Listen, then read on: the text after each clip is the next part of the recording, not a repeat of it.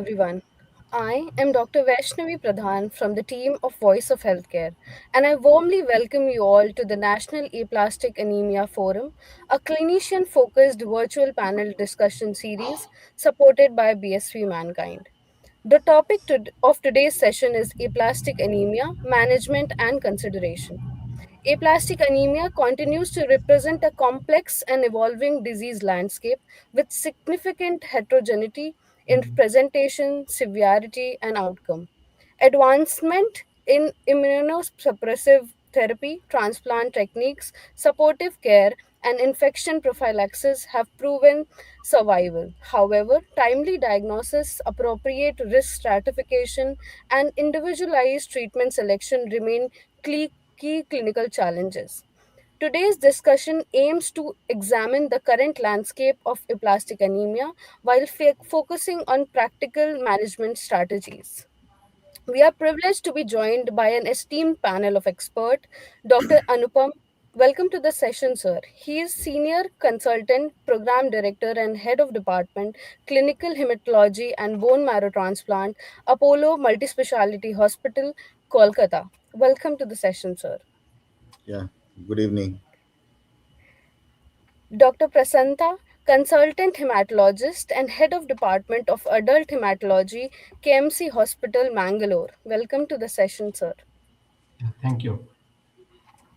Dr. Manoj, Consultant Hematologist, Haemato-oncologist, and Bone Marrow Transplant Physician, MGM, MCRI, and MIT Hospital and Research Institute, Sambhajinagar. Welcome to the session, sir.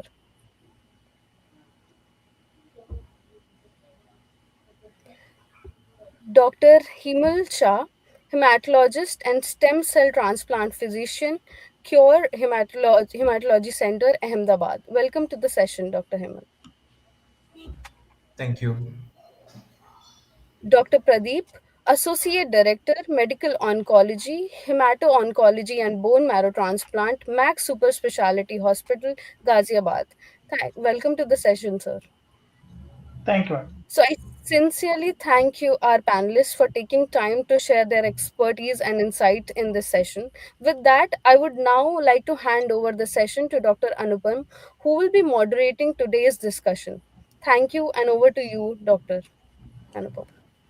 Thank you, Dr. Vaishnavi, for your kind introduction and making our audience to familiar with our panelists. So today we are going to discuss a very important topic in hematology, that is aplastic anemia.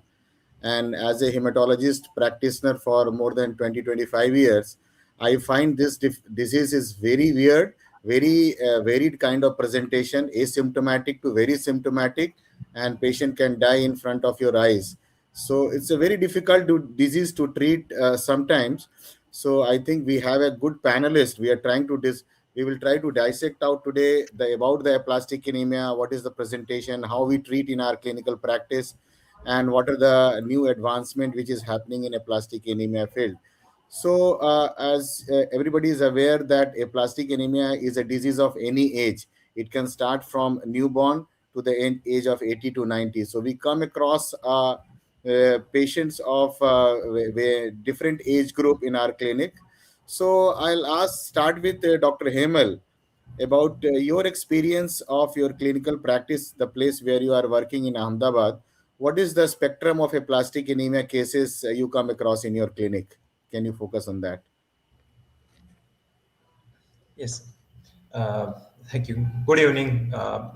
So basically, in the aplastic anemia spectrum, we see generally two different spikes in age group. If we consider one in early 20s, sort of young adults, most of the times we do see, and second peak we see in after 50s, but clinically lot of young child also we do see as a case of aplastic anemia, and in that case we have to rule out congenital cause, that is genetic inherited causes in such cases.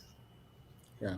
So definitely in our clinic, when we see a patient of pancytopenia, we start looking for the cause, and many of our patients land up into classical aplastic anemia. So I will like opinion with Dr. Pradeep. So when you see a Sir, case of a pancytopenia in your clinic of any age, sir, how you approach and how you ultimately diagnose these cases as a aplastic anemia? What all tools you are using? sir, we will start with history. If there is an acute presentation or any background issue was there, to we try to extract information as much as possible. As some of patient can have a hepatitis or some of patient can have a autoimmune etiology in background or in past. So we should look like this. And on examination, we have to look for any organomegaly or lymphadenopathy that can be present in patient with pancytopenia, apart from if they look like as a whole patient, and presentation of patient. If someone is having a 6 or long history of pancytopenia, so that is majority of time not possible with aplastic anemia. If they are having a acute presentation like 2 weeks or so, so that can happen in uh, commonly in aplastics. They can they usually have a bleeding tendency and anemia as a most common. Uncommonly, they present with severe sepsis or in a critical condition like this. They can present with critical in sense of anemia and bleeding rather than in infection. Some of can present with infection. I'm not denying with that, but majority of patients present with this.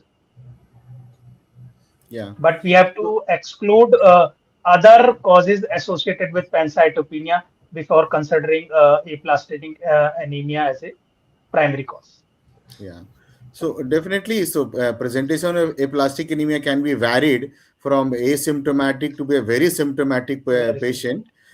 So you have to keep your mind very open, and one single test, that is complete blood count, can give you some clue that you are dealing with this kind of patient. So I will request Dr. Prashant. Can you emphasize little bit how you investigate these cases? What all tests you do to confirm the diagnosis of aplastic anemia?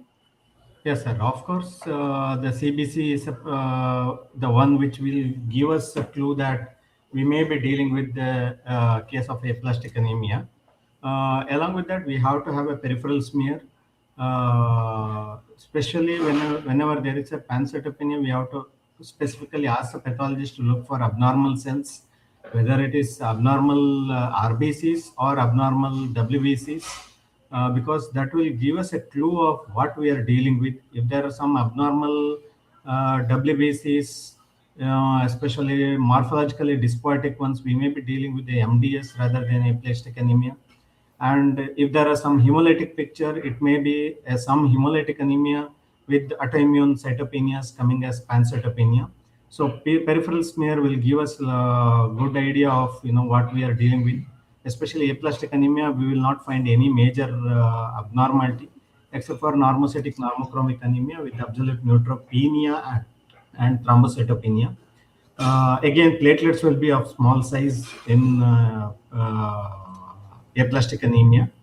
Then we have to do a retic count, of course, which will be low. If we have facilities, we can look for immature platelet fraction, which will be again low. And then we have to do a LDH. Again, most of the time it is normal in aplastic anemia, but may be elevated in cases of coexisting PNH. Then before we transfuse the patient, we have to obtain one PNH panel flow cytometry. This is very important. Many times the patient comes with pancytopenia, and the first thing the people will do is go and transfuse the patient, whether it is required or not, whether patient is hemodynamically stable or not, they transfuse. After that, it's difficult to pick up PNH. It's not easy. So we have to do that as upfront one investigation. Of course, the viral serology, routine viral serology, LFT, RFT has to be done. Then comes the autoimmune workup, ANA and DCT, ICT has to be done in all patients. Then we will do the bone marrow. The bone marrow, when we are doing, preferably we have to do an aspiration biopsy. Simultaneously, we have to do sampling for at least cytogenetics we have to send. And if the patient is affordable, it's worthwhile to send for an NGS panel. If the patient is elderly, even an MDS fish panel simultaneously, because it's difficult to go and do the bone marrows again and again. So we'll have to do it. If the patient is not affordable, of course, we can collect the sample, keep it, and ask our pathologist to expedite the bone marrow aspiration findings early within 24 hours, so that then we can take a decision on what special investigation to be done. Yeah, so Dr. Prashant has rightly told us in very detail. So how do you do a workup of pancytopenia, and to clinch the diagnosis, always and always bone marrow aspiration and biopsy is mandatory. And for elderly population, if possible, cytogenetics and NDS, because sometimes this is an overlap disease. Sometimes you may be dealing with a hypoplastic MDS kind of situation that can present like an aplastic anemia.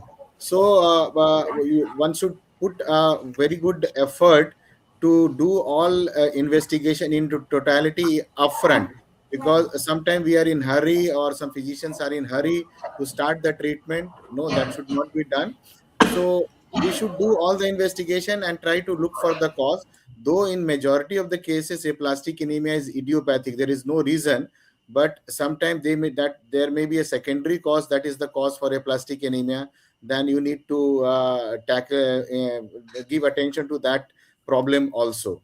So now I'll ask Dr. Manoj, like a patient of pancytopenia when comes to your clinic with a very low hemoglobin, low platelet. So what is your management? How you manage those cases in your clinic? What is your trigger for blood transfusion and platelet transfusion for this group of patients?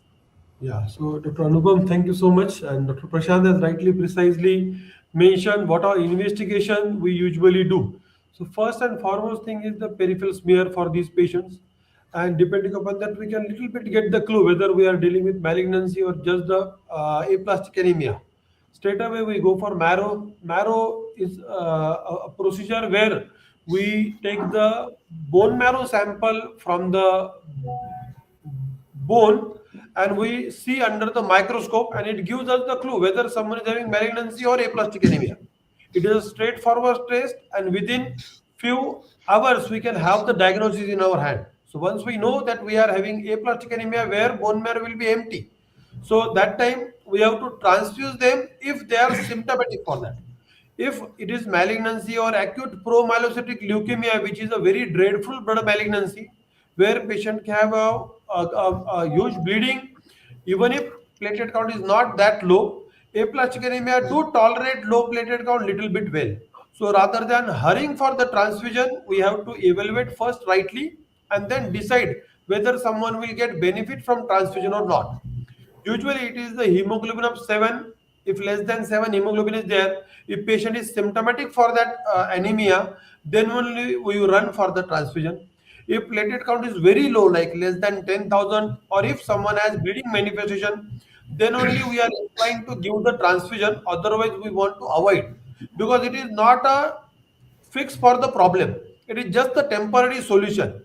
And if we give them a lot much of transfusion initially, then result of the therapy which is to be given to the patient will get compromised.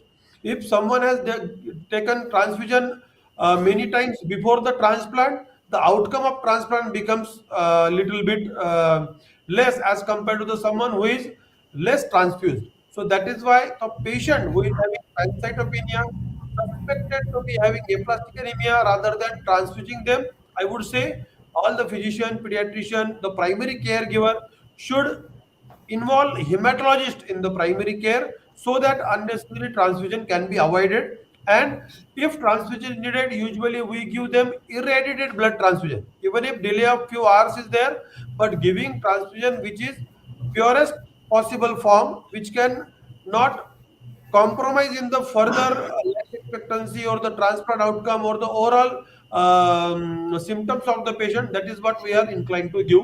That too, if possible, if platelet is very low, if hemoglobin is very low, in that type only. Thank you so much, Anu. Yeah, so Dr. Manoj has rightly pointed out that you have to go by the symptoms of the patient.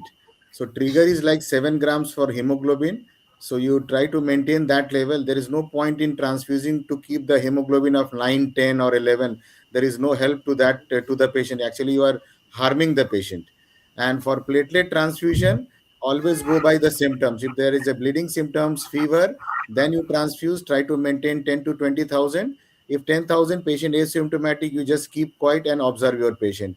And giving a right blood, pure form of blood, like leukodepleted possible, irradiated is if possible, nat tested is possible.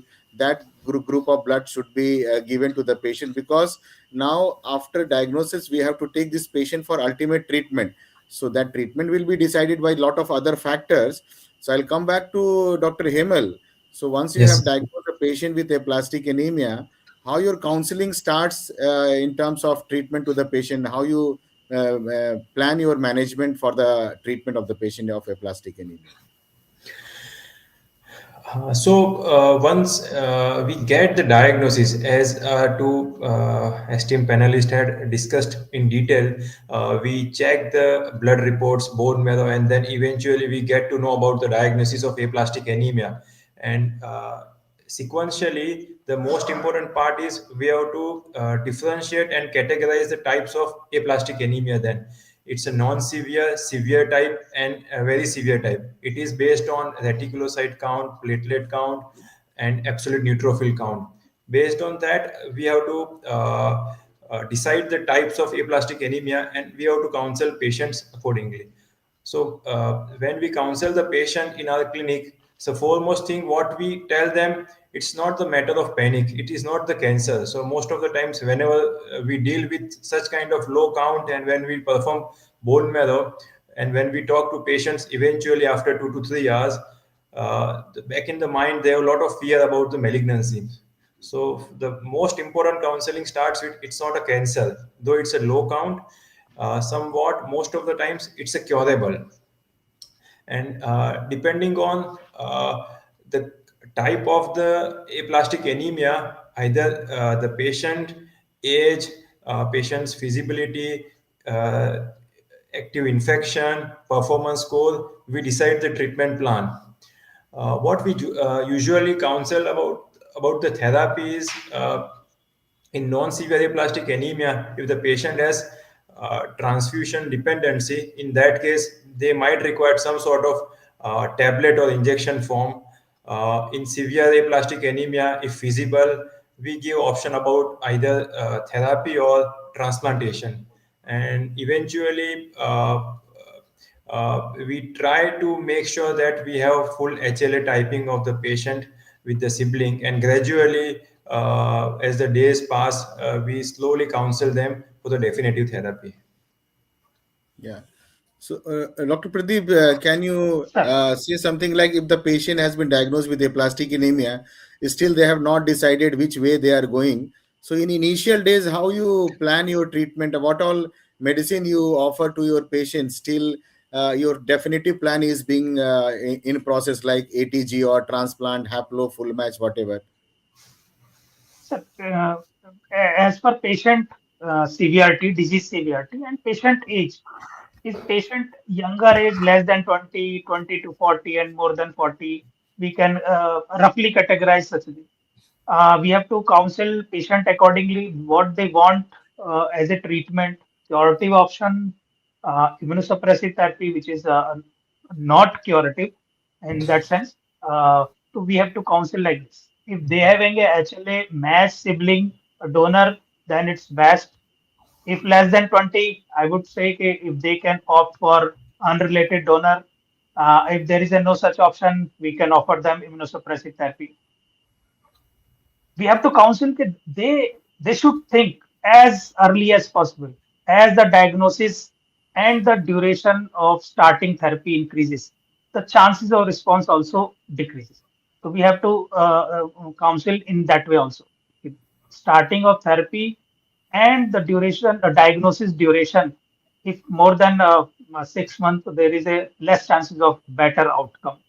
And we have to counsel according to severity. If the disease progresses or disease severity is high, so they can have a more chances of complication in that sense.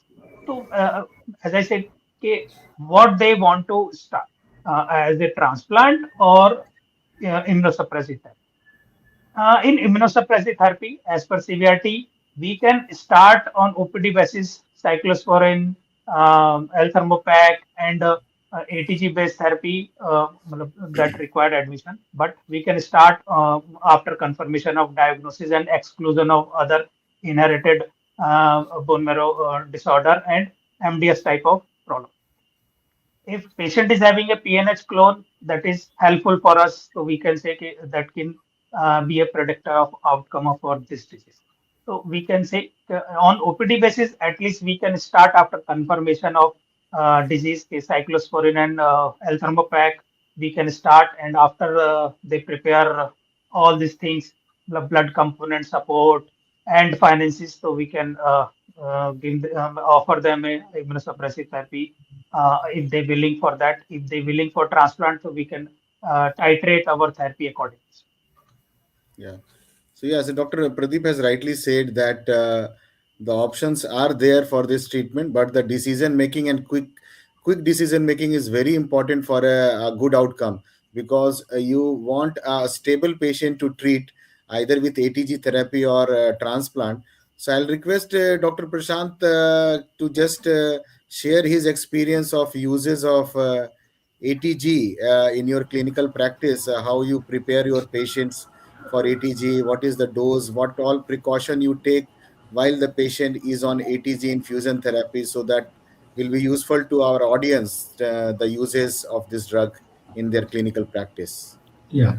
So as Pradeep sir told, as soon as as soon as I make a diagnosis of aplastic anemia, if it is a severe or very severe aplastic anemia, straight away counsel them for transplant.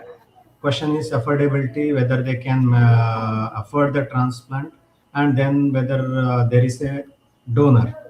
These two things we have to consider, and if they are not there, then we have to consider for ATG therapy. Again, we have to see whether they can afford. But thanks to this patient supportive program from the company, now lot of aplastic anemia patients are able to afford ATG.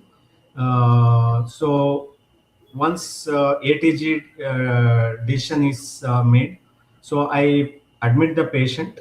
So basically screen the end organ functions, including cardiac functional status analysis, and screen for infections.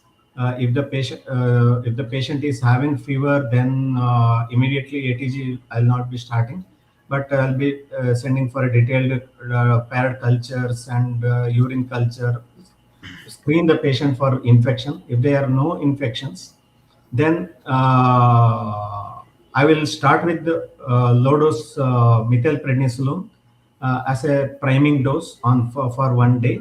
After that, I give ATG 40 milligrams per kg body weight per day for 4 days. There are varying papers or case reports telling lower dose may be effective, but then I have never used it. I've always used 40 mg per kg per day for 4 days continuously. The first dose, first day, the I make sure that patient is in ICU when I give the or at least HDU or some intensive monitoring facilities available. I don't start the ATG in a ward straight away. So it may be little overkill, but then it helps to tide over the anaphylactic crisis, anaphylactic shock like situation. So the ATG first we will. What I generally do is I ask the sister to dilute 1 vial of ATG in 10 ml of sterile water. Then I ask them to take 0.1 ml of that solution and put it again in 500 ml solution, and then give a test dose, intradermal test dose. If there are no reactions, then this small 1 vial of ATG in 500 ml NS is run over 1 hour to see whether patient is tolerating ATG. If the patient is tolerating this first dose, then we will put the rest of the dosings, rest of the vials in 500 ml of saline and run it over 6 to 8 hours in the first day. We will give steroids, diphenhydramine, and paracetamol as pre-medications for all the patients. Uh, and if required, sorry, not if required, we have to check the platelet count every day. Sometimes we may have to check it twice a day, depending on the bleeding tendency of the patient. Because when we give the ATG, platelet drops drastically, so we have to transfuse them with the platelets. If preferably if there is availability of single donor platelet, then we would transfuse a single donor platelet. Otherwise, at least 4 to 6 units of random platelets once a day I'll be giving, and give 4 days of ATG. After that, for another 3 days, we will continue IV methylprednisolone. And on the eighth day, I will start cyclosporin again, along with eltrombopag, and switch the methylprednisolone to oral visolone, and then monitor the patient for at least 2 weeks. And if there are no complications, no serum sickness that is developing, then probably we will try to discharge. Yeah, so Dr. Prashant has very nicely elaborated, because this drug is not so simple that you can just dilute and infuse. These are equine proteins, can have a fatal anaphylactic reactions. So you have to be ready with all your precautions in terms of your crash tray, crash trolley when you are using. Your ward or nurses or the staff should be aware of these drugs, how to use, how to infuse, how to manage the complications. So always be over cautious and and precautionary. Like Dr. Prashant is giving this, keeping the patient in HDU for monitoring. That is the best. If not possible, at least a bedside monitor is very important when the ATG infusion happens. So that is a point to be taken from what Dr. Prashant has shared from his experience. So now I'll go to Dr. Manoj. So after ATG therapy, like Dr. Prashant was telling, ATG followed by cyclosporine and L-trombopag. So what is your expectation in terms of response? What is your in clinical, not the theoretical, the bookish response rate in your clinical practice? What percentage of response you are getting, and how long you have to continue these drugs, and how what is your pattern of tapering and stopping the medicine once the patient has gone into complete remission? So share your experience on that. So, Dr. Chakrapani, I think this is the most important or most difficult question I'm answering, because we all treat aplastic anemia, but it's all individualized therapy. Even if it is same approach for everyone, but every case is different. The chances of response is different. The way they will tolerate the ATG is different. The time they will go for ATG is different. Everything is different for sure. So yes, our inclination is to go for at the earliest possible time for the ATG or the definitive therapy. ATG is something like definitive as transplant for the patients of aplastic anemia, rather than just continuing on the oral tablet. If it is getting delayed, then chances of getting some or the other infection, chances of getting more transfusion, and even chances of responding to the ATG becomes less if it is getting delayed.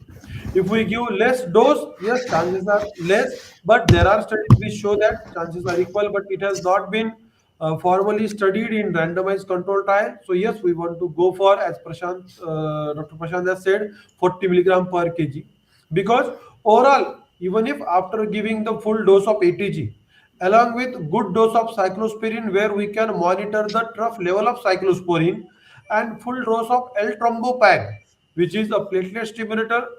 In fact, it is a stem cell stimulator. Overall, these three drugs, if we do rightly, chances of having good response is never 100%.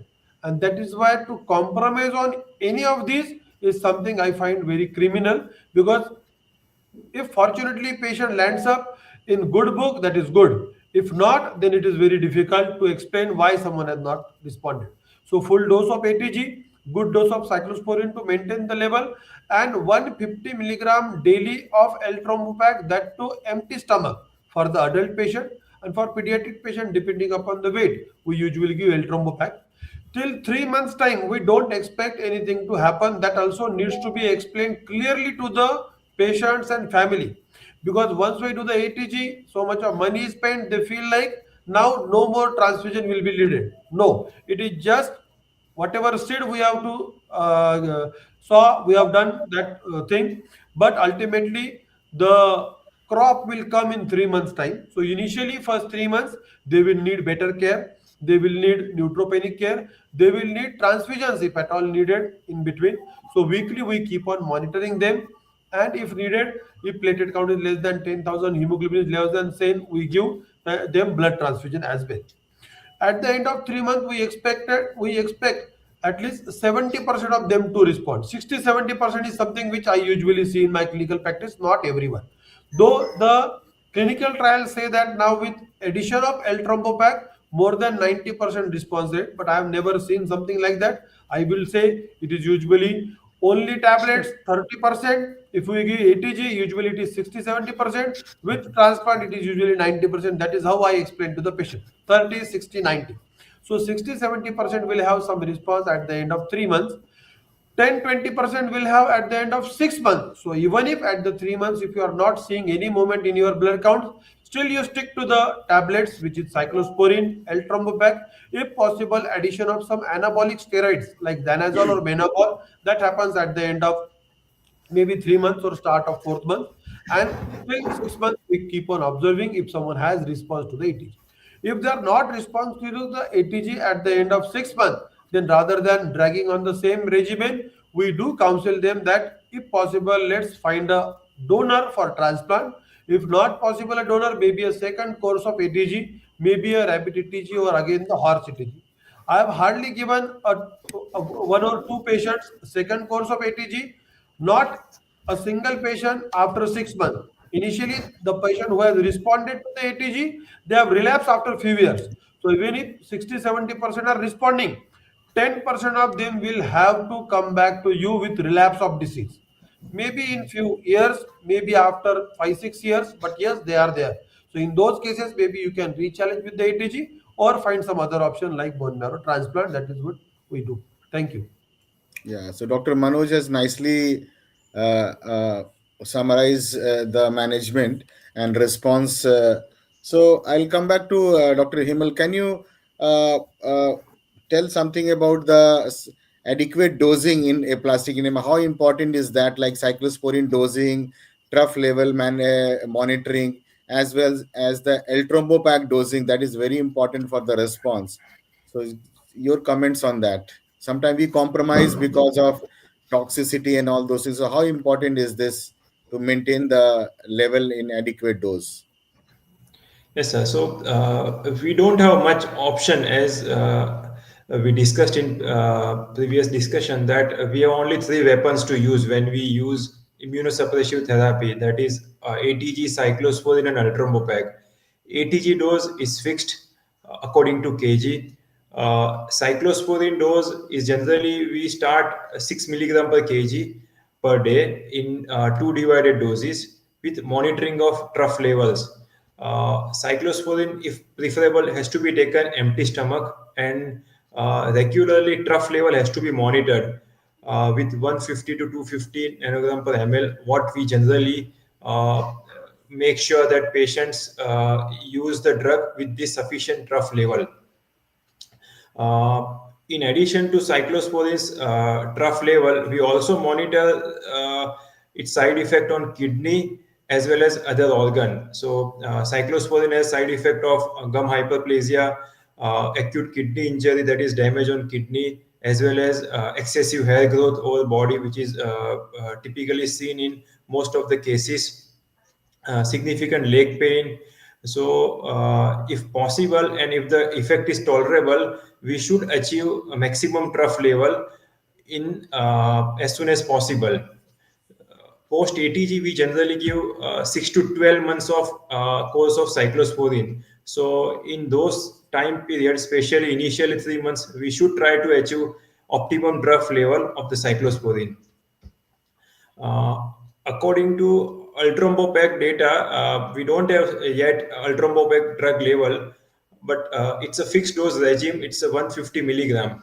In pediatric age group, we do change the dose, but in adult cases, generally we give fixed 150 milligram per day. Uh, the drug it comes with the 50 mg as well as 75 mg tablet. So either 3 tablet or 2 tablets we do give in empty stomach. Sometimes the patients may ask about the fasting because they require fasting for cyclosporine 2 times a day and ultrampopeg as well. So we try to convince them, and according to their occupation or their job, whatever best time, either in the early morning or late night, we try to tell them to manage. Ultrampopec dosing also requires some sort of monitoring in terms of the liver function test. Based on the liver function test, if there is significant high bilirubin or high enzymes, we might have to reduce the dose of ultrampopec as well. Yeah, so you correctly said that while using the drug, the side effect monitoring is very very important. So just can you tell me about if the patient has responded nicely, there is a we gradually taper the cyclosporin and stop. So in L-Trombopag, do you stop abruptly or you gradually taper the L-Trombopag also while stopping? What is your practice, Dr. Himal? Uh, If the Sir, patient is in complete remission after 6 months, suppose three or fourth month.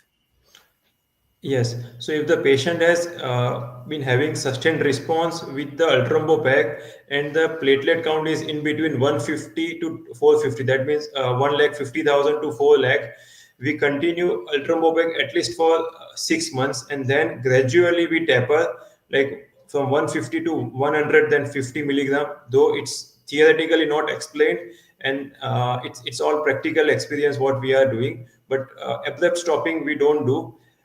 Similarly, in cyclosporin as well. So initially we try to taper off with one drug and we stop, and then later on cyclosporin we stop. Yeah, so you rightly said, Hemal. That's why I asked this question because I wanted to understand the clinical practice. I also do the same thing. I gradually taper the L-Trombopag, the patient who has responded. I am not, I feel very much uncomfortable that immediately I should stop the L-Trombopag. So I'll come back to Dr. Pradeep about your opinion in terms of suppose patient of with triple therapy is showing very good response, but still a group of patients, those who are not respond to this treatment or those who are less than 40 year suitable for allogenic transplant. So what is your algorithm like in terms of taking the patient for transplant mass sibling versus haplo or mud transplant in a plastic anemia? What is your experience from your aims and sgpgi about this? Sir, we usually counsel for match sibling donor. Till date, we have not have done mud transplant or haplo in aplastic. Initially, it was not recommended, but right now we have a recommendation of that also. Uh, we try to follow such patient on immunosuppressive therapy for at least 6 months. After that, those who responded beautifully, as Dr. Himal and Dr. Manoj has said, we have to follow them and taper one by one medications. And those who are not responding by the end of 6 months, so outcome of such patient is not as good as those who have responded. So we need to counsel, and then we have to offer what we can do.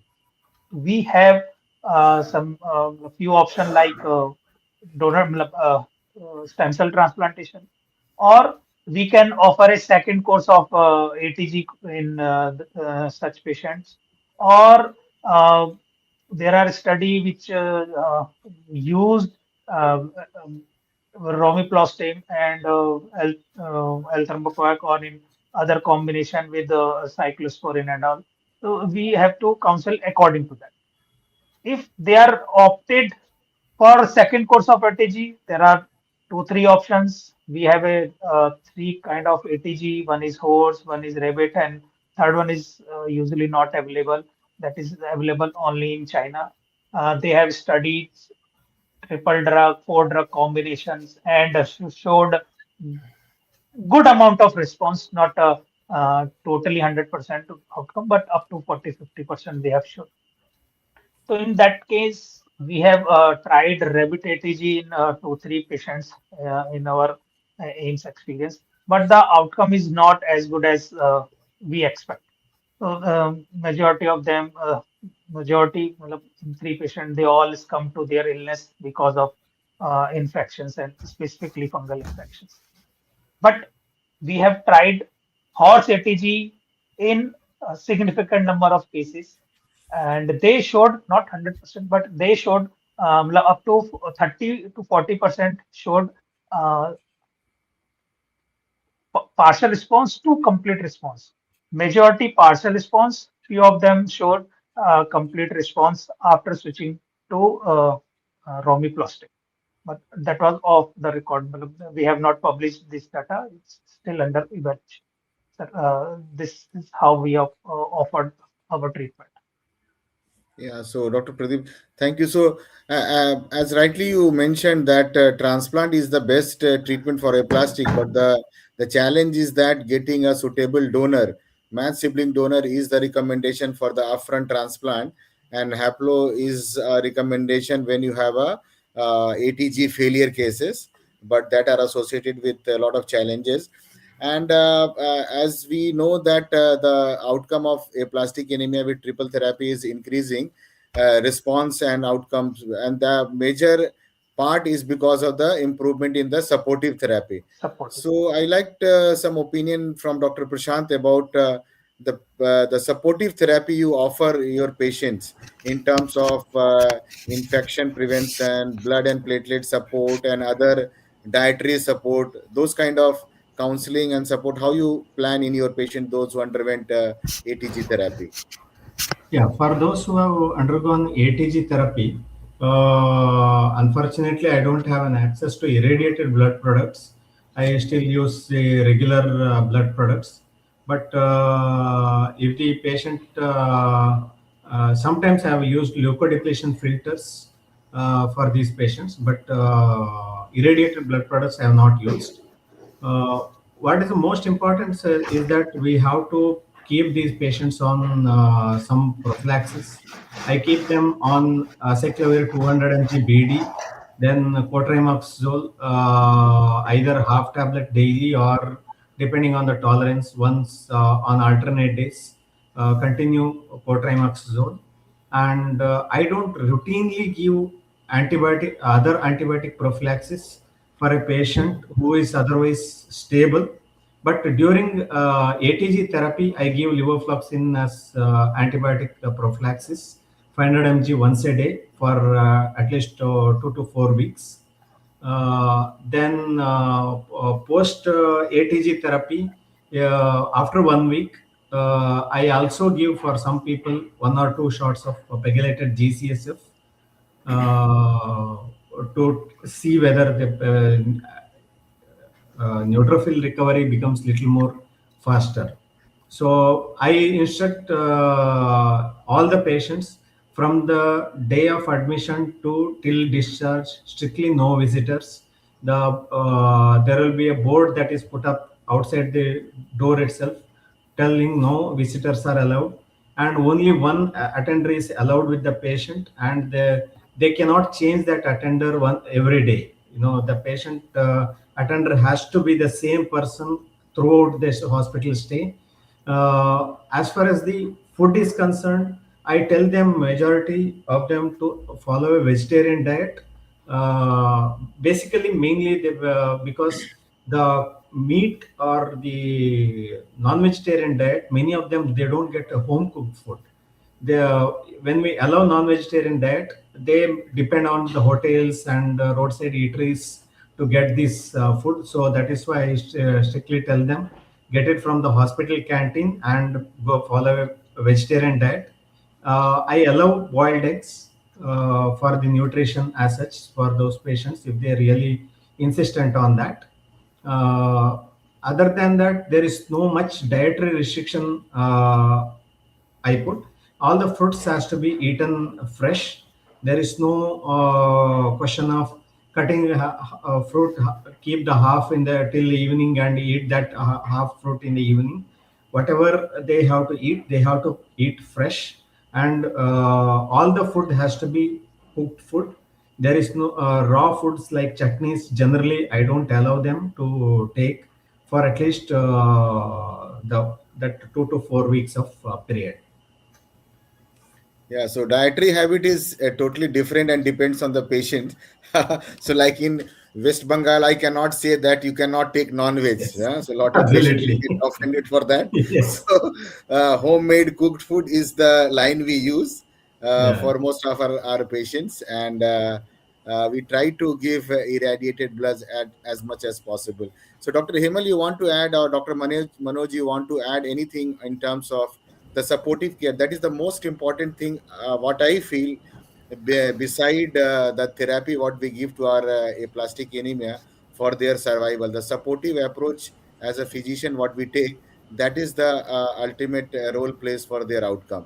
Yes, yes, absolutely true, Dr. Anupam. And I think we have discussed everything in detail, right from the patient attendant to the importance of drug level. So I think it was very Correct. rightly discussed. It is everything works in favor of getting patient into the better direction. And most important thing is that it is not malignancy, but still it is a very malignant disease which can lead to death very quickly.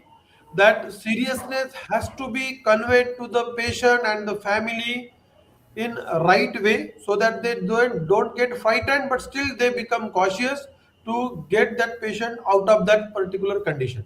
That is most important, I feel. Dr. Himal, I think we are about to finish. So your comments on aplastic anemia overall care. Just I will ask all my panelists to say their final comments, and then we'll conclude here. So, Dr. Himal. Sir, I would, No, please, Dr. Pradeep. Yeah, please. sorry, Yeah, Pradeep. sorry. In my sense, we need three kind of support. One is Yeah. blood component, second is antimicrobial support, third is Yeah. financial support, uh, third financial and social support, which need post ATG in the sense that in between that we need lots of blood component if someone is not responding. And chances of infection very much increases post ATG because ATGs also deplete the all lymphocytes and all, so there some chances increases. So that's all increases the financial burden also. So right now we can get a good support from government and our pharma country support this time as a PAP for such patient. And matlab at AIMS and SGPGI, there are some of person who donate financially with their own capabilities. So some of patient can get support in the finances also. There are lots of uh, social worker who support them for blood component arrangement in that. Matlab, that thing I want to add. Yeah. Dr. So, Himal. so we have discussed in detail about the aplastic anemia disease management. It's all about the physical health that we are focusing. So I always tell my patient it's a chronic condition which may last for months. So in addition to physical health, mental health and social health is very important. So definitely they should be mentally fit, whatever way they are, or social support, whatever they are getting. So yes, this one point as a supportive therapy, it is very crucial and has to be there and has to be discussed with the relatives as well. So I think we have a very lively discussion for last 50 minutes for a plastic anemia overview in terms of management, and I was very privileged that all my panelists has their real experience, not the bookish knowledge, for their management of a plastic anemia, taken from counseling till the patient outcome.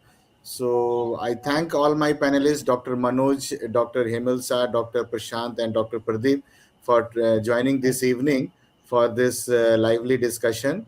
And I must thank BSV for arranging this discussion. And I hope that this is going to be helpful to our colleague and clinicians those who manage aplastic anemia in their day-to-day clinical practice.